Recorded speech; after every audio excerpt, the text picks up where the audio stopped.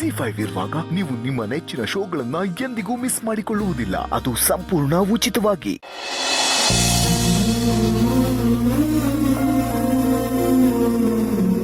ನನಗೆ ಸಹಿಸ್ಕೊಳ್ಳೋಕ್ಕೆ ಇನ್ನು ಎಷ್ಟು ಶಕ್ತಿ ಇದೆ ಅಂತ ನೋಡೋಕ್ಕೆ ಈ ಥರ ಎಲ್ಲ ಮಾಡ್ತಿದ್ಯಲ್ವ ನನ್ನ ಜೊತೆ.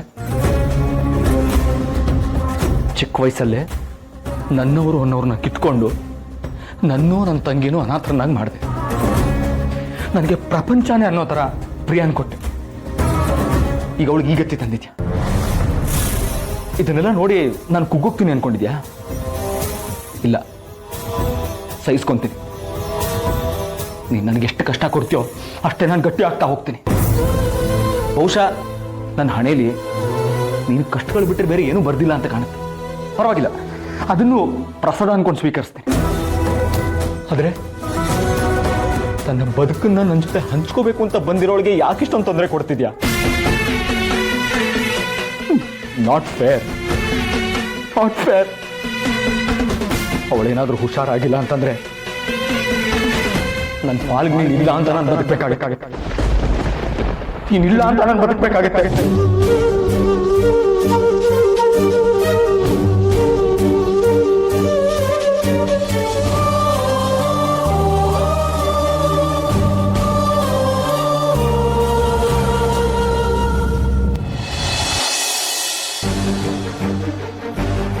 ಈ ಅಶೋಕ ಬೇರೆ ಫೋನ್ ಮಾಡಿದ್ರೆ ಫೋನು ಆನ್ಸರ್ ಮಾಡ್ತಿಲ್ಲ, ಕಾಲ್ ಬ್ಯಾಕು ಮಾಡಿಲ್ಲ.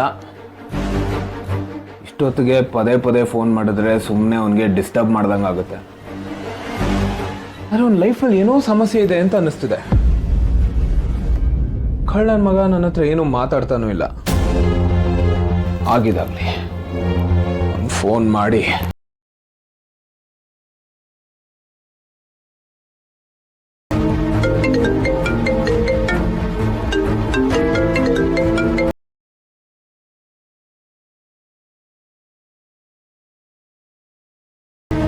ರಾಮ್, ಇಷ್ಟೊತ್ತಲ್ಲಿ ನಾನು ಕಾಲ್ ಬ್ಯಾಕ್ ಮಾಡಬೇಕಾಗಿತ್ತು.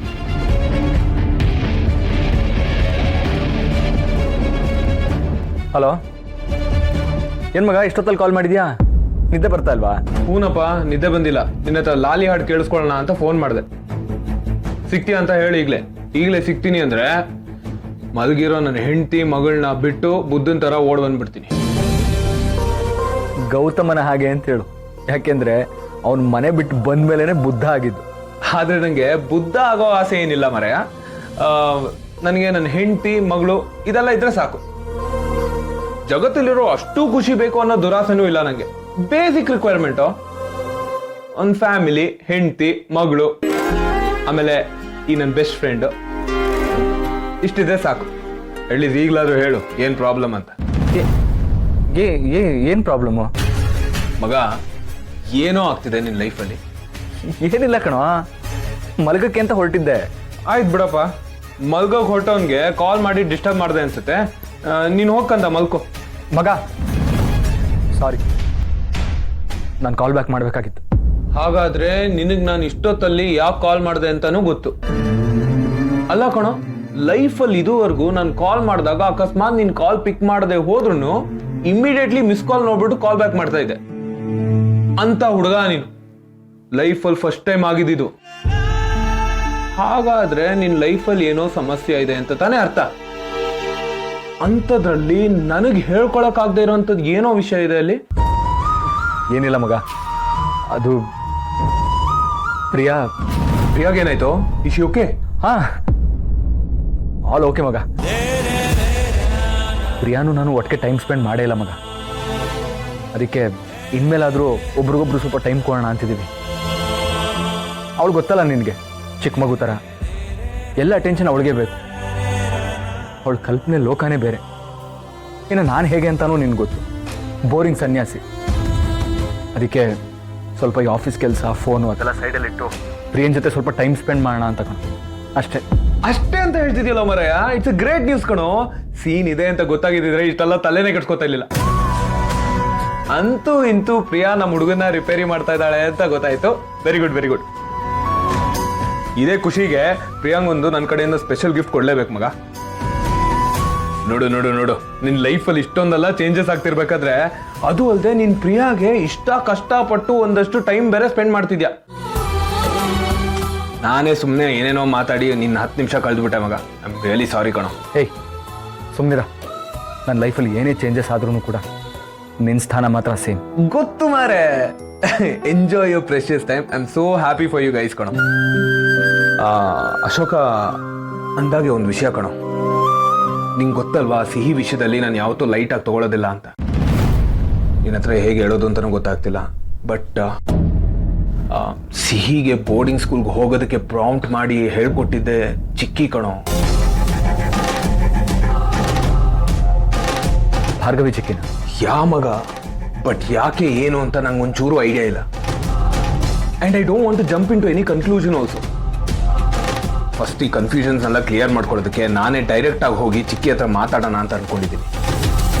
ಮಗ ನೀನು ಫ್ರೀ ಮಾಡ್ಕೊಂಡು ಮನೆಗೆ ಬಾ. ನೆನಪಿದೆ ತಾನೆ ತಾತನ 75th ಇಯರ್ ಬರ್ಡೇ. ಸರಿ ಮಗ, I won't take much of your time. Good night, have a nice sleep. Good night.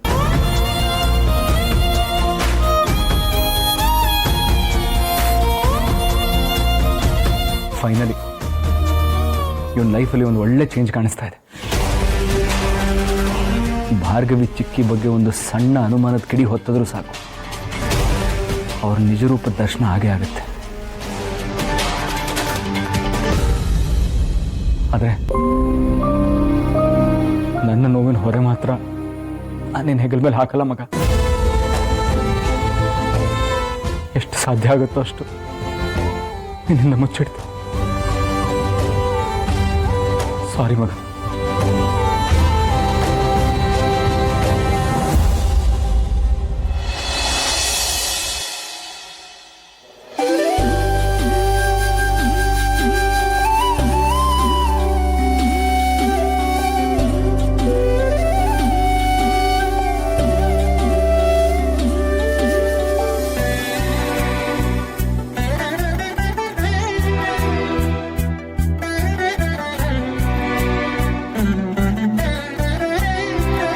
ಅತ್ತೆ ಪ್ರಸಾದ ತಗೊಳ್ಳಿ.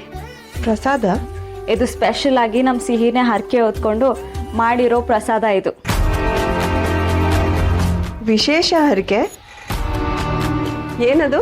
ಸಿಹಿಗೆ ತಮ್ಮ ಬೇಕಂತಲ್ಲ, ಅದಕ್ಕೆ ದೇವ್ರಿಗೆ ಹೂವು ಇಟ್ಟು ಪೂಜೆ ಮಾಡ್ತೀನಿ ಅಂತ ಹರಿಸ್ಕೊಂಡಿದ್ದಾಳಂತೆ. ಅಲ್ವಾ ಸೀತಾ? ಹೌದು ಚಿಕ್ಕಿ, ಅವ್ರವ್ರ ಪೂಜೆ ಅವ್ರವ್ರು ಮಾಡಬೇಕು. ವರ ಕೊಡೋದು ಬಿಡೋದು ದೇವ್ರಿಗೆ ಬಿಟ್ಟಿದ್ದಲ್ವಾ. ಒಳ್ಳೆ ಮನಸ್ಸಿಂದ ಏನೇ ಕೇಳ್ಕೊಂಡ್ರು ದೇವ್ರು ಯಾವತ್ತೂ ಇಲ್ಲ ಅನ್ನಲ್ವಂತೆ. ಸಿಹಿ ಆಸೆನೂ ಈಡೇರಿಸ್ತಾರೆ ಅಲ್ವಾ ಅತ್ತೆ?